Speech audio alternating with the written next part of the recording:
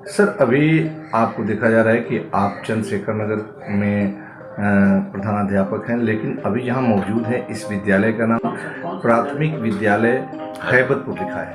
जी सही है? सही है। फिर आप लोग यहाँ कैसे हैं? उत्तर प्रदेश के योगी सरकार में सरकारी स्कूल में शिक्षा के नाम पर मजाक हो रहा है। शहर से सटे पूर्व प्रधानमंत्री चंद्रशेखर के नाम पर बनी कॉलोनी चंद्रशेखर नगर में स्थित उच्च प्राथमिक विद्यालय के पास भवन नहीं है। लगातार 5 वर्षों से दूसरे गांव के प्राथमिक विद्यालय में ये विद्यालय चल रहा है। 2 कमरों के प्राथमिक विद्यालय में आंगनबाड़ी से लेकर कक्षा 8 तक की पढ़ाई हो रही है। इन 2 कमरों में 12 शिक्षक और लगभग 200 बच्चे हैं। शिक्षक जनप्रतिनिधियों से लेकर अधिकारियों तक चक्कर लगा रहे हैं, लेकिन सुनने वाला कोई नहीं।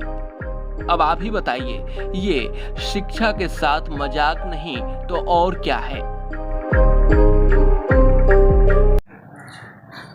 जहाँ हमारा पूर्व विद्यालय संचालित था, वहाँ का भवन जर्जर होने के कारण उसकी अस्थायी व्यवस्था के क्रम में यहाँ पे हमको अटैच किया गया है बीएसए के द्वारा, ताकि वहाँ पे बच्चे हैं, वहाँ पे उनका जीवन और बहुत धर्मसंकट में था।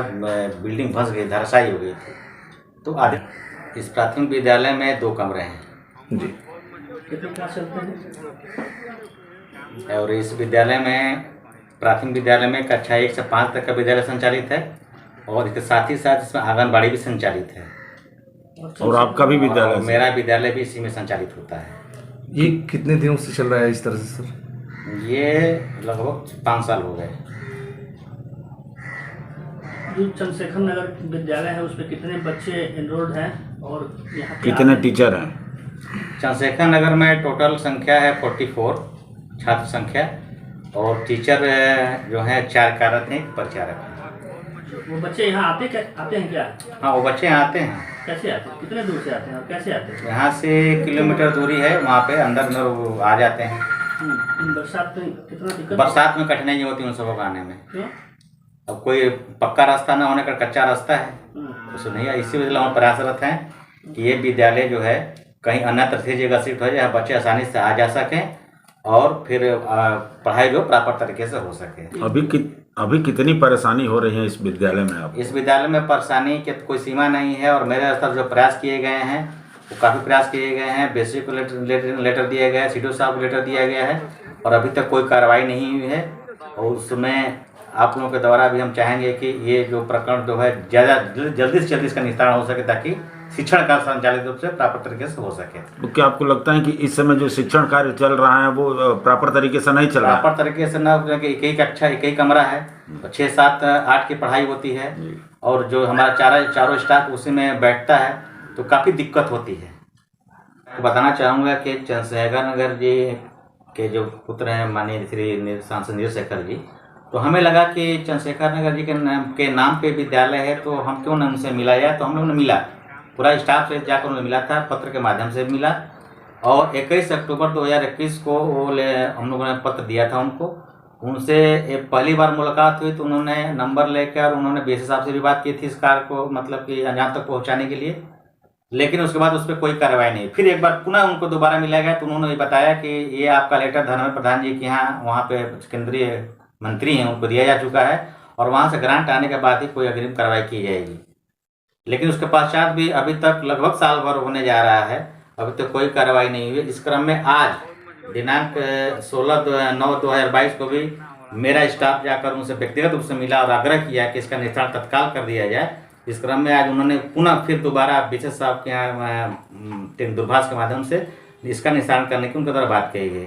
इस क्रम में एक बार और बता दूं कि 12 अप्रैल 2022 को भी मेरे द्वारा एक पत्रक जो है माननीय शिक्षा मंत्री जो है, वे शिक्षा मंत्री उत्तर प्रदेश सरकार में, तो संदीप सिंह जी के द्वारा भी दिया गया था, और उन्होंने यही आश्वासन दिया था कि उसका निस्तारण करने का भी आश्वासन दिया, तो लेकिन अभी तक वो कार्य जो है नहीं हो पाया, समझ नहीं पाया। आपके इस प्राथमिक विद्यालय में 2 तरह के नाम लिखे हैं, कमरे के अंदर उच्च प्राथमिक विद्यालय भी लिखा है और बाहर प्राथमिक विद्यालय लिखा है।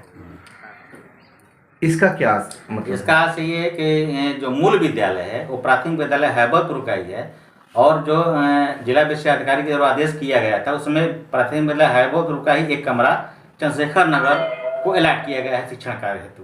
ग्राम प्रधान ने किस तरह का अल्टीमेटम दिया है आपको, कितने दिनों का?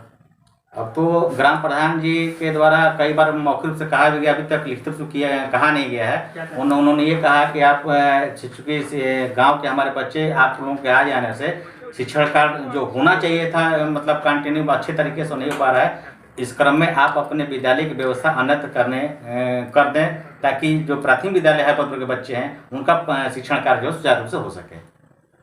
सर, आंगनबाड़ी प्राथमिक विद्यालय और आपके उच्च प्राथमिक कुल बच्चों की संख्या कितनी होगी?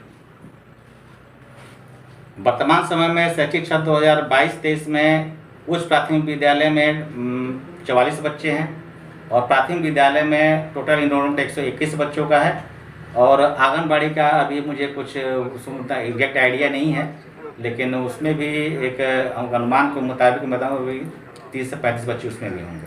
और कमरे टोटल हैबोपुर में कमरे 2 हैं। 2 कमरे और बच्चे लगभग 250।